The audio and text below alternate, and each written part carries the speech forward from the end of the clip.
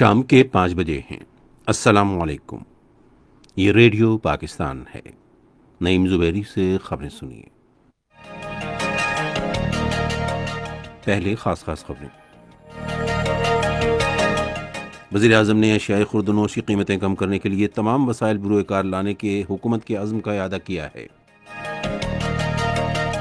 بری اور بحری افواج کے سربراہان نے آج راولپنڈی میں ملاقات کے دوران پیشہ ورانہ دلچسپی کے امور پر تبادلہ خیال کیا۔ پاکستان نے کہا ہے کہ بھارت کے غیر قانونی زیر قبضہ جموں و کشمیر میں گزشتہ سال 5 اگست کے یک طرفہ اقدامات کے بعد بچوں پر مظالم کے سلسلے میں شدت آ گئی ہے۔ اسلامی تعاون تنظیم نے حوثی باغیوں کی طرف سے سعودی عرب پر بم بردار ڈرون حملے کی مذمت کی ہے۔ اور اب خبریں تفصیل کے ساتھ۔ وزیر اعظم عمران خان نے کہا ہے کہ حکومت اشیائے خوردونوش کی قیمتیں کم کرنے کے لیے تمام ریاستی وسائل بروئے کار لائے گی۔ انہوں نے آج ایک ٹویٹ میں کہا کہ ہم نے اپنی حکمت عملی وضع کر لی ہے اور پیر سے کارروائی شروع ہوگی۔ وزیر اعظم نے کہا کہ حکومت قیمتوں میں اضافے کی وجوہات کا پہلے ہی جائزہ لے رہی ہے کہ کیا رسد کی حقیقی قلت ہے یا مافیا کی جانب سے ذخیرہ اندوزی اور سمگلنگ اس کی وجہ ہے۔ انہوں نے کہا کہ ہم عالمی سطح پر قیمتوں میں اضافے کی وجہ سے بھی پام آئل، دالوں یا دوسری اشیاء کی قیمتوں میں اضافے کا جائزہ لے رہے ہیں۔ وزیر اعظم عمران خان نے نوجوانوں کو آسان شرائط پر قرضوں کی فراہمی کے لیے بینکوں کو بروقت اعانت دینے کے حکومتی عزم کا اعادہ کیا ہے۔ انہوں نے یہ بات آج اسلام آباد میں کامیاب جوان کاروبار اسکیم کے تحت نوجوانوں کو آسان شرائط پر قرض فراہم کرنے کے حوالے سے مختلف بینکوں کے صدور اور سربراہان سے ملاقات میں کہی۔ وزیر اعظم نے کہا کہ حکومت اس بات کو یقینی بنائے گی کہ بینکوں کو درپیش مسائل ترجیحی بنیادوں پر حل کیے جائیں۔ انہوں نے کامیاب جوان اسکیم میں تمام بینکوں کی مکمل شراکت اور دلچسپی کو سراہتے ہوئے کہا کہ ملک میں تعمیراتی سرگرمیوں کے فروغ کے بعد نوجوانوں کو کاروبار کے مواقع فراہم کرنے میں بینکوں کا تعاون قابل تعریف ہے۔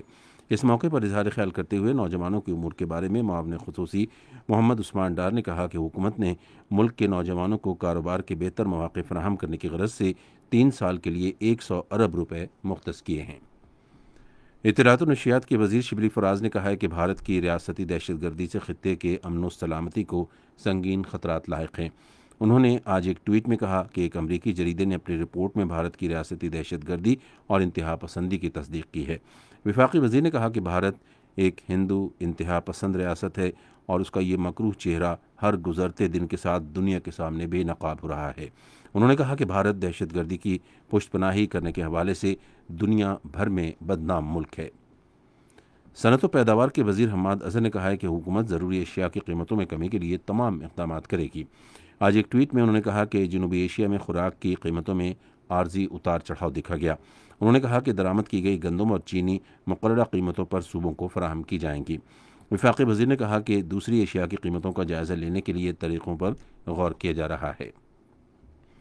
بحریہ کے سربراہ امجد خان نیازی نے جی ایچ کی راولپنڈی میں بری فوج کے سربراہ جنرل قمر جاوید باجوہ سے ملاقات کی اور پیشہ ورانہ دلچسپی کے امور پر تبادلہ خیال کیا۔ بری فوج کے سربراہ نے پاک بحریہ کی کمان سنبھالنے پر ایڈمرل امجد نیازی کو مبارکباد دی اور امید ظاہر کی کہ پاک بحریہ ان کی اعلیٰ کمان میں کامیابیوں کی نئی بلندیوں سے ہمکنار ہوگی۔ پاک بحریہ کے سربراہ نے راولپنڈی میں chairman joint chiefs of staff committee general Nadeem Raza سے بھی ملاقات کی۔ پاکستان نے عالمی برادری پر زور دیا ہے کہ وہ غیر قانونی زیر قبضہ جموں کشمیر میں بچوں پر بدترین مظالم کا سلسلہ فوری طور پر بند کرانے اور وہاں بچوں کے تحفظ کے حوالے سے اقدامات کرنے کے لیے بھارت پر دباؤ ڈالے۔ اقوام متحدہ میں پاکستان کے مستقل نائب مندوب عامر خان نے جنرل اسمبلی کی 3rd کمیٹی میں اظہار خیال کرتے ہوئے کہا کہ کشمیری بچے گزشتہ 70 سال سے قابض بھارتی فوج کے مظالم کا سامنا کر رہے ہیں، جبکہ گزشتہ سال 5 اگست کے یک طرفہ اقدام کے بعد اس کارروائی میں مزید شدت آ گئی ہے۔ انہوں نے یہ بات بچوں اور مسلح تنازعات کے بارے میں سیکریٹری جنرل کے خصوصی نمائندے ورجینیا گامبا کی سالانہ رپورٹ پر تبصرہ کرتے ہوئے کہی۔ آج بہاڑی میں ملتان روڈ پر ایک مسافر وین اور ٹریکٹر ٹرالی کے تصادم میں 4 افراد جاں بحق اور 10 زخمی ہو گئے۔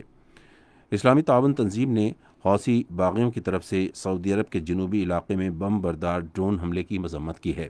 اسلامی تعاون تنظیم کے سیکریٹری جنرل ڈاکٹر یوسف بن احمد العثیمین نے ایک بیان میں سعودی عرب سے یکجہتی کا اظہار کیا اور اس کی سرحدوں، شہریوں اور رہائشیوں کے تحفظ کے لیے کیے گئے تمام اقدامات کی حمایت کی ہے۔ راولپنڈی میں قومی T20 کپ کے میچ میں خیبر پختونخوا نے بلوچستان کو جیت کے لیے 155 رنز کا ہدف دیا ہے۔ خیبر پختونخوا نے پہلی بیٹنگ کرتے ہوئے 20 اوورز میں 6 وکٹوں کے نقصان پر 154 رنز بنائے۔ آج کا دوسرا میچ رات 7:30 بجے وسطی پنجاب اور سندھ کے درمیان کھیلا جائے گا۔ اسی کے ساتھ خبریں ختم ہوئیں۔ مزید خبروں اور تجزیوں کے لیے ہماری ویب سائٹ ہے radio.gov.pk اور فیس بک کے link radio Pakistan news official پر براہ راست ویڈیو اسٹریمنگ بھی ملاحظہ کیجیے۔ Radio Pakistan programmes